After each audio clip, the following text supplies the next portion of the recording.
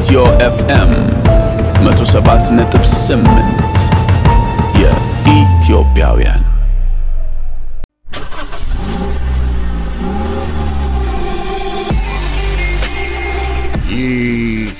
ካሪቡ አውቶሞቲቭ ፕሮግራም ሁሌም የተሽከርካሪውን ደህንነት ያረጋግጡ።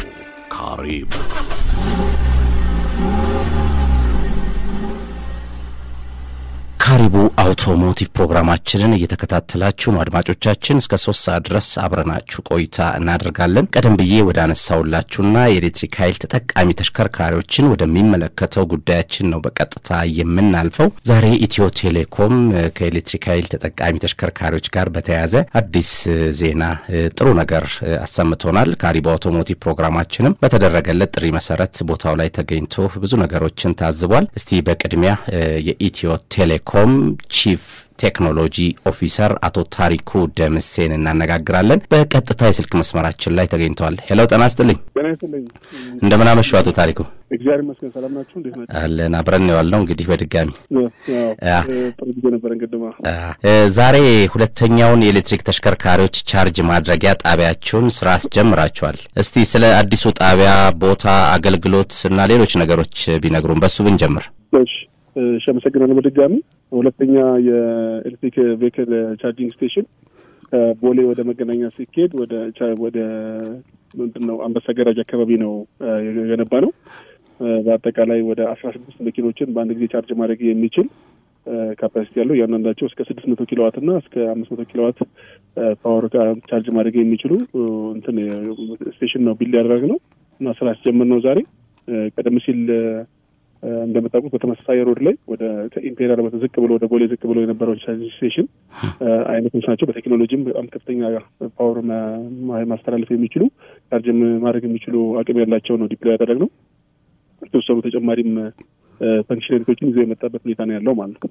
የቻርጀሩ ብዛት ከዚህ በፊት ከቦሌ ኤርፖርት ወደ መገናኛ ስንሄድ በስተቀኝ ነው የነበረው በተለምዶ ኢምፔሪያል የሚባለው አካባቢ ሳንደርስ፣ አሁን ደግሞ በተቃራኒ አቅጣጫ ከመገናኛ ወደ ኤርፖርት ስንሄድ አንበሳ ገራጅ ፊት ለፊት ነው ቦታው ላይ ስራ የጀመራችሁት። እንደው ስንት ተሽከርካሪ ቻርጅ የሚያደርግ በምን ያህል ጊዜ የሚሉትን ብናይ? በአጠቃላይ በአንድ ጊዜ ወደ 16 ተሽከርካሪዎችን ቻርጅ ማድረግ የሚችል ነው። የተለያዩ ስታንዳርዶች ያሉት ናቸው። እንደየመኪናው አቅም አክቹአሊ አልትራ ፋስት የምንላቸው ቻርጀሮች እስከ 600 ኪሎዋት አቅም ያላቸው በአንድ ኪሎ ሜትር 1 ሰከንድ ካፓቢሊቲ ያላቸው ከቻርጂንግ ካፓቢሊቲ ፐርስፔክቲቭ ማለት ነው። ያው እንደሚታወቀው የቻርጅ የመቀበል አቅም በቻርጀር ላይ ብቻ ሳይሆን በባትሪው ላይ የመኪና ባትሪ ላይ ዲፔንድ ያደርጋል። እንዲሁም ባትሪውን ኮንትሮል ከሚያደርገው ሲስተም ላይ ዲፔንድ ያደርጋል። ኦን አቨሬጅ ግን ከ15 እስከ 20 ደቂቃ ባለው ጊዜ ውስጥ ፉል ቻርጅ ማድረግ የሚያስችሉ ትልቅ አቅም ያላቸው ዲሲ ቻርጀር ወይም ፋስት ቻርጀር ነው ይዘን የመጣ ነው ማለት ነው። አዎ ያለ ማንም አጋዥነት ቻርጅ እናደርጋለን አሽከርካሪዎችና ከሱ ጋር ተያይዞ ያለውን የቻርጅ ሂደትም የምንከታተልበት ነገርስ ምን ይመስላል?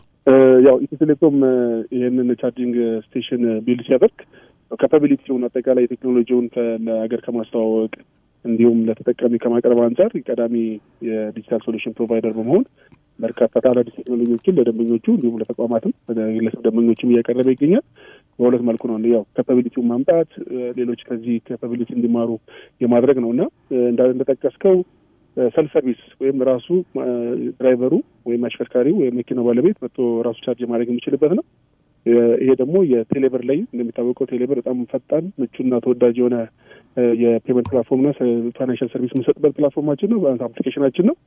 እዚሁ ላይ የኤሌክትሪክ ቻርጂንግ አፕሊኬሽን በመጨመር ደንበኞች አፕሊኬሽን ላይ ገብተው ኪውአር ኮድ አለ ስቴሽኑ ላይ ያለ ኪውአር ኮድ እሱን ስካን አድርገው ቻርጅ የሚያስጀምር የሚችሉበትና ልክ ከዳሽቦርድ ላይ ኢንፎርሜሽን የቻርጂንግ ኢንፎርሜሽን እንደሚከታተሉ ሞባይላቸው ላይ እንዲሁም ተጨማሪ ኢንፎርሜሽኖችን መከታተል የሚችሉበትና የትም ቦታ ለምሳሌ ቻርጅ አድርገው እስኪሆን ድረስ የተወሰነ ኮፊ እንጠጣ ምናምን ብለው ቢሉ ኮፊ የሚጠጡበት ቦታ ላይ ሆነው የመኪናውን የቻርጂንግ ስታተስ ከሪሞት ኮንትሮል ማድረግ የሚችሉበት መኪና ውስጥ ሆኖ ከመኪና ውጪ ኮንትሮል ማድረግ የሚችሉበት አቻይ ሁኔታ ደግሞ አፕሊኬሽን ይዞ መጥቷል ማለት ነው በቴሌብር ሱፐር አፕ። አቶ ታሪኩ ቀድማችሁ ከ2 ወር በፊት ያስጀመራችሁት ጣቢያ ላይ ካሪቡ አውቶሞቲቭ ፕሮግራማችን ዳሰሳ ሲያደርግ ያሉት የቻርጅ ማድረጊያ ማሽኖቹ የአውሮፓ ስታንዳርድ ተሽከርካሪዎችን ቻርጅ ማድረግ የማይችሉ ሆነው አግኝተናቸዋል። ለምሳሌ BMW ተሽከርካሪ ዘን ሄደን ቻርጅ ማድረግ አልቻልንም፣ ተመልሰናል። ይሄ ችግር በዚህ በአዲሱ ጣቢያ ላይ ተፈቷል? በትክክል በአዲስ ጣቢያ ላይ ኦፍ ኮርስ ያው ምናልባት እናንተ ብዙ አሰመንት እንደምትሰሩት አብዛኛዎቹ ጂፒቲ የሚባሉት ወይም ቻይና ስታንዳርድ ወይ ኤዥያን ስታንዳርድ ናቸው አብዛኛው ሀገር ውስጥ ያሉት እስካሁን ድረስ ያሉት። ግን የተወሰኑ ደግሞ ጥቂት የማይባሉ ዩሮፒያን ስታንዳርድ የሚጠቀሙ መኪኖች እንዳሉ አውቀናል። ይሄኛው ሁለተኛው ስቴሽን የዩሮፒያን ስታንዳርድ ወይም ኮምባይንድ ቻርጂንግ ሲስተም CCS2 የሚባለውን ስታንዳርድ ፊት ማድረግ የሚችል ቻርጅ ማድረግ የሚችል ካፓቢሊቲ ይዞ የመጣ ነው ማለት ነው። የቻይና ስሪት ተሽከርካሪዎች ናቸው የሚበዙት አገራችን ላይ። እነሱ ነበሩ በፊት ቻርጅ ሲያደርጉ የነበሩት። አሁን የአውሮፓንም ችግር ፈታቸዋል። ዛሬ ግን ያወርሶም እንደሚያውቁት እኔ አንድ የአሜሪካን ስታንዳርድ ተሽከርካሪ ይዤ መጥቼ ቻርጅ ማድረግ አልተቻለምና በእርግጥ ቁጥራቸው ብዙ አይደሉም እነኚህ ተሽከርካሪዎች አገራችን ላይ። ለእንደነሱ አይነት ደንበኞችስ ምን አይነት አማራጭ ለመጠቀም ታስባላችሁ ወደፊት?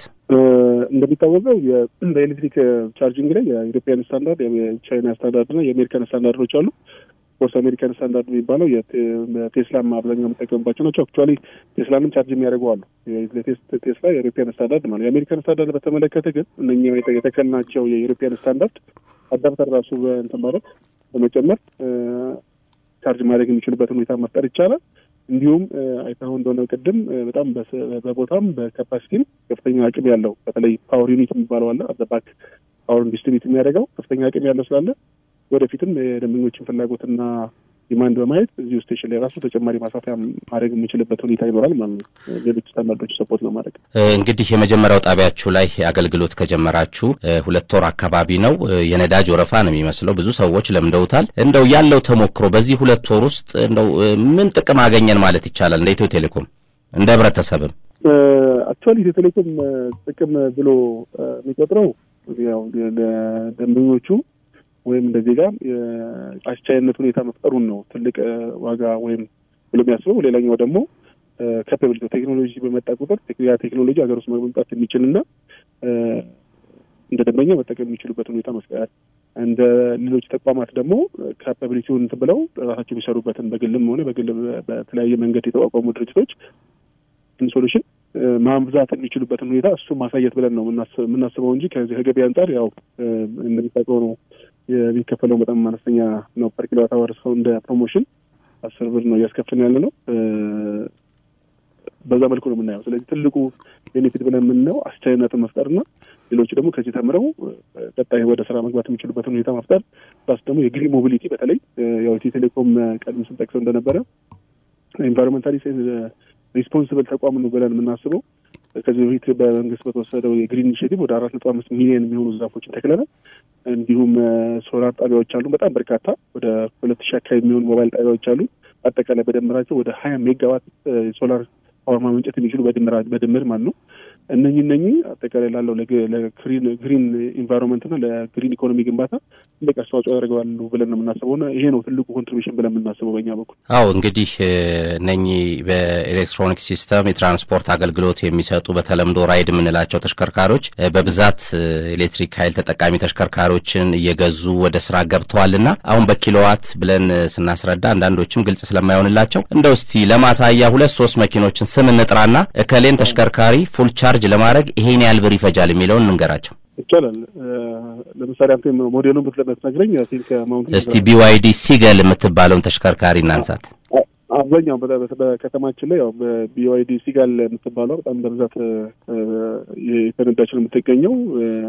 እንዳልከው በተለያየ የራይድ ሰርቪስ የሚሰጡ እሱን ይጠቀሙታል።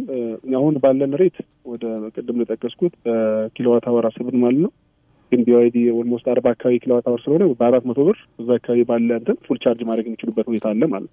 እና ID4 እና ID6ስ ቮልክስዋገን ላይ እና ID4 እና ID6 70 ኪሎዋት አወር ለምሳሌ ቢሆን 700 ብር ማለት ትልቁ አይ ቲንክ እስካሁን ደስ ያለ ነው። 700 አካባቢ ብር ነው 80 ኪሎዋት አወር ከሆነ 800 ብር አካባቢ ነው እየከፈሉ ያሉት ማለት ነው። በጣም ያው ከነዳጅ የሚወጣው ወጪ እናውቃለን፣ እንደ ሀገር የሚወጣው እናውቃለን። ኢንዲቪጁዋሎቹ የሚያወጡት ወጪ እናውቃለን። ከዛ ጋር ሲነጻጸር ያው ንጽጽሩ በጣም ኦልሞስት የሚነጻጸር አይደለም ማለት በጣም ቺፕ የሚባል ነው።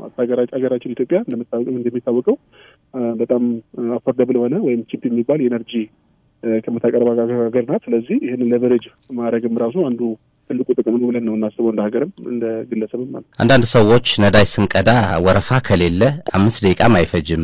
ይሄ ኤሌክትሪክ ተሽከርካሪ ግን ፈጣን ቻርጅ ማድረጊያ ከሌለ ረጅም ጊዜ ይወስዳል ይላሉ። ይሄን ችግር እንደ ሀገር ያው ባቅማችሁ እየፈታችሁ ነው ብለን እናምናለን። ሙሉ ቻርጅ ለማድረግ እንደው በአማካይ ስንት ደቂቃ ይፈጃል? ብዙ ጊዜ መኪና አድቫይስ ቢደረገው እስከ 80% ቻርጅ ቢደረገው ፉል ቻርጅ 100% ቻርጅ እናደርጋለን። ብዙ ጊዜ ያው ደግመን እድሉን እናገኝም ብለን ልናስብ እንችላለን። እስከ 80% ቻርጅ ቢደረግ ፋሊ 100% ቻርጅ ቢደረግ እስከ 20 ደቂቃ ነው። አሁን እስከ 25 ደቂቃ ነው ኤክስፒሪየንስ እያደረግን ያለ ነው።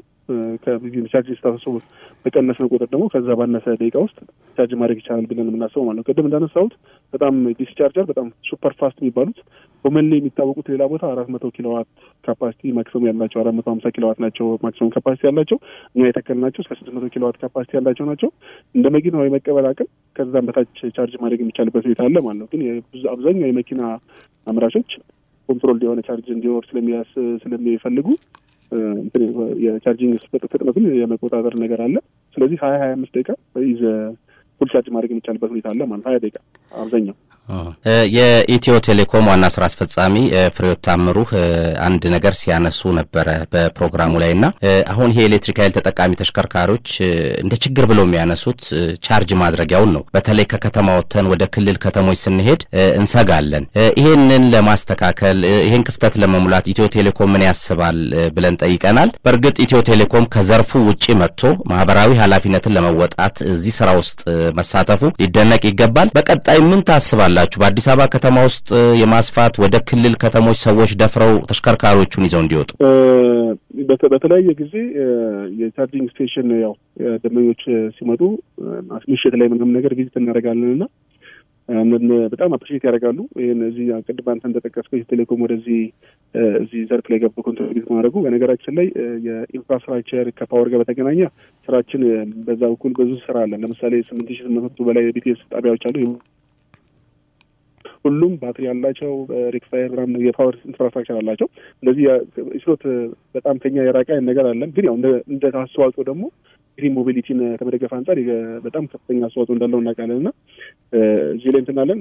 በቀጣይ ግን ይጠይቁናል። አሁን ቅድም እንደጠቀስኩት ደንበኞች በጣም ጥሩ ነው የሰራችው ስራ፣ ነገር ግን ትንሽ ርቀን ተጉዘን ነው የምንመጣው ከአዳማ ነው ድረስ ትራቭል አድርገን እየመጣን ቻርጅ የምናደርገው የሚል አንስተውልን ነበርና ከሱ ጋር በተያያዘ አሁንም ለማሳያነት የሚሆን በተለያዩ አዲስ አበባ አካባቢዎች ላይ የተወሰነ ስራ ለመስራትና አዲስ አበባ ወጣ ብሎ በጣም አቨሬጅ የሚባሉ ቦታዎች ላይ አንዳንድ ስራዎችን ለመስራት እናስባለን። አቶ ታሪኩ ደምሴ የኢትዮ ቴሌኮም ቺፍ ቴክኖሎጂ ኦፊሰር ለካሪቡ አውቶሞቲቭ ፕሮግራም አድማጮች ሰፋ ያለ ማብራሪያ ስለሰጡልኝ በእኔና በአድማጮች ስም ከልብ አመሰግናለሁ። እኔም አመሰግናለሁ ስለሰጠኝ። ቴንክ ዩ።